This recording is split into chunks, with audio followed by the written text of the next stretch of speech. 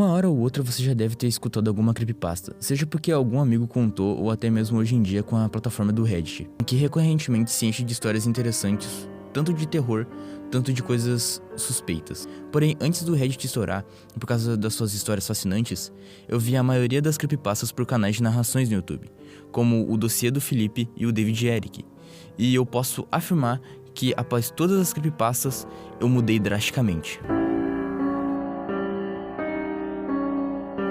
Drive-thru Starbucks. Essa creepypasta é como se fosse uma narração de uma pessoa que passou por uma situação. Primeiro, a história começa com um homem falando que em sua cidade abriu um Starbucks e que fechou em menos de 8 meses. E ele afirma saber o motivo do qual o Starbucks fechou. Diz ele que a cidade era pequena demais e lá todos se conheciam. E a chegada do Starbucks foi uma surpresa, porém havia um erro no drive-thru, pois a falta de espaço para a construção fazia com que os carros tivessem que dar ré ao invés de sair por uma rótula. Se caso você entrasse no drive-thru, não tinha como sair de ré. E ao lado do drive-thru existia uma fábrica, que deixava o drive-thru cada vez mais apertado, ao ponto de não poder abrir as portas do carro. Mas mesmo assim, eu implorei pra minha mãe pra pegar um suco gelado no Starbucks. E foi aí que eu errei.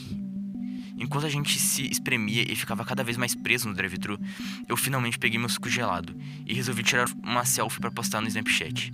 Porém, ao tirar a foto, eu ouvi um barulho que parecia de tiros, vindo logo de alguns carros à frente.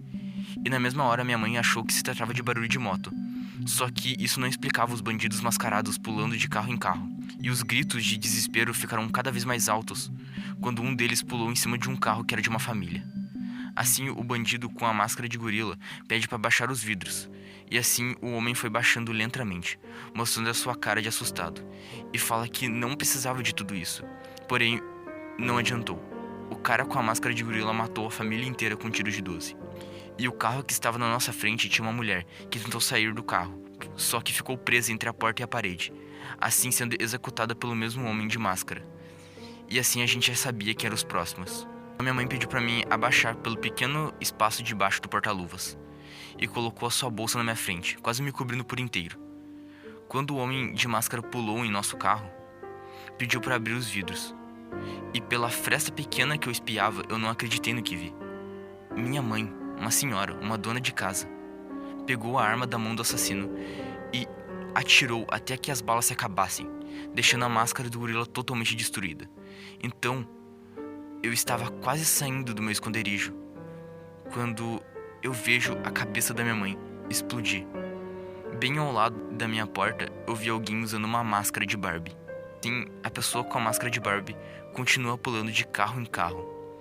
Eu fiquei escondido lá até a polícia cortar a lataria de cima e tirar o corpo da minha mãe. E assim eu descobri que foi o único sobrevivente do massacre do Starbucks. No total morreram 30 pessoas. E entre elas, 3 crianças com menos de 10 anos.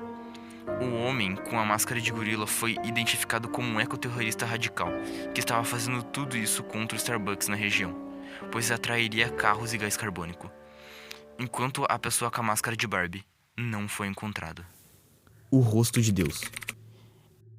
Essa creepypasta é que me fez descobrir o horror cósmico.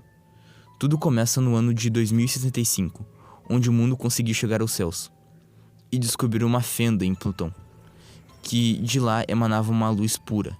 E também não dava pra deixar de mencionar o Apocalipse, que não teve nada a ver com Plutão, pois o Apocalipse só aconteceu por causa do fundo do mar. Criaturas com carapaças duras e lisas, com tamanho e força capazes de matar um humano de altura média, facilmente. E não importa o quanto eles matem, tem sempre mais gente pra morrer. Então, apenas como um alívio para as pessoas, resolvemos ir até a fenda em Plutão.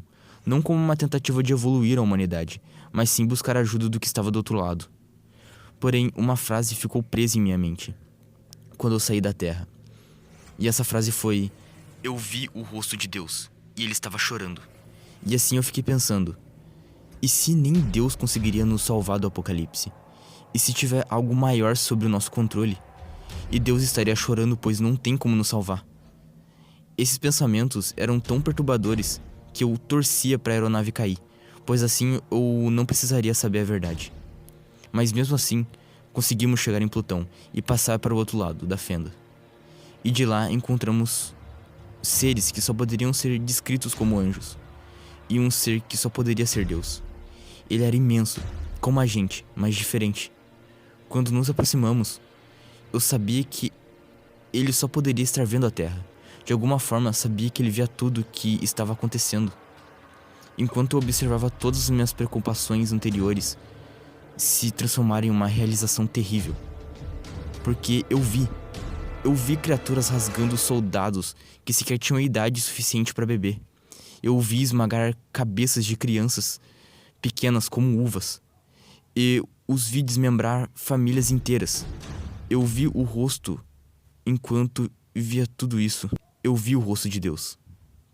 E ele estava sorrindo. Eu sei que esse vídeo foi meio curto, mas é porque essas duas creepypastas são bem grandes. Provavelmente eu faria um próximo vídeo de creepypastas que me atormentaram, pois eu gostei desse estilo. Inclusive, muito obrigado, rapaziada, pelos 300 inscritos. Eu fiquei impressionado com a quantidade de pessoas que descobriram o meu canal nos últimos dias. Então, acho que é isso. Se inscreve aí pra nós chegar no nível do JJ e dá like. Falou!